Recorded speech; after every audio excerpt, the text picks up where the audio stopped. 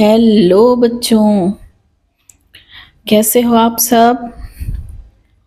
मैं आज आपके लिए एक कहानी लेकर आई हूँ जिसका नाम है गधे का गाना। किसी गांव में एक गधा अपने मालिक धोबी के साथ रहता था।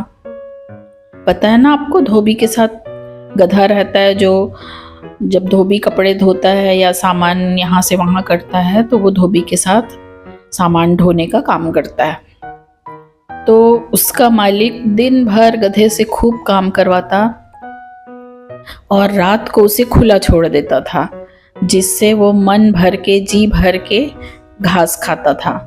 घास खाने के लिए पास के एक खेत में जाता था। लेकिन एक दिन उसकी मुलाकात एक लोमड़ी से हुई। लोमड़ी पता है ना आपको, फॉक्स बोलते हैं जिसको। तो लोमड़ी भी खाने की तलाश में इधर उधर घूम रही थी।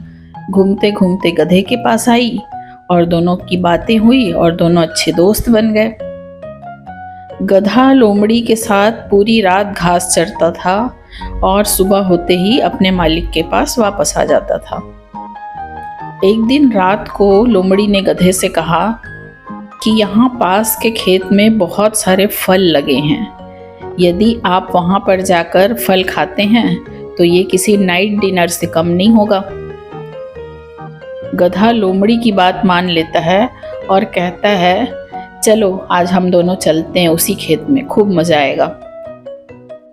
दोनों जाते हैं। गधा खूब रसीले मीठे फल खाता है और खाकर इतना खुश होता है, बोलता है कि आज की रात इतनी सुहानी है, पूर्णिमा की रात है। पूर्णिमा मतलब जब फुल मून होता है, पूर्णिमा की रात है और चांद को देखकर मुझे गाना गाने का मन कर रहा है। लोमड़ी गधे की बात सुनकर उसको गाना गाने से मना करती है। बोलती है, यदि आप इतनी रात को खेत में गाना गाएंगे तो खेत का मालिक यहाँ आ जाएगा और हमको पकड़ लेगा। लेकिन गधे को तो बहुत मस्ती सूझ रही थी, उसके ऊपर गाना गाने का धुन सवार था। वो बोलता है लोमड़ी से कि अरे तू क्या जाने संगीत क्या होता है, मैं सुनाता हूँ तुझे। लोमड़ी समझ जाती है कि ये बिना गाना गाए रहने वाला नहीं है, इसके चक्कर में मैं फंस जाऊंगी। तो वो गधे से बोलती, कोई बात नहीं, आप गाना गाओ और मैं थोड़ी दूर में जाकर उस झाड़ी में छुप के बैठती हूँ और किसान या कोई भी आएगा तो मैं आपको बता दूंगी। तो गधा बोलता, ठीक है। जब गधा गाना गाना शुरू करता है तो उसकी आवाज़ से सब किसानों की नींद खुल जाती है और सब लाठी लेकर गधे के पास पहुंचते हैं और उसकी खूब धुनाई, खूब पिटाई करते हैं। अब गधा सब गाना गाना भूल जाता है और गिरते पड़ते खेत से बाहर आता है किसी तरह। लोमड़ी उसका मजाक उड़ाते हुए बोलती है, क्या हुआ, मैंने तो आपसे पहले ही कहा था इतनी रात को गाना मत गाओ वरना किसान आ जाएंगे। और वो केवल आए नहीं, आपको बहुत सारा प्राइज भी देके गए।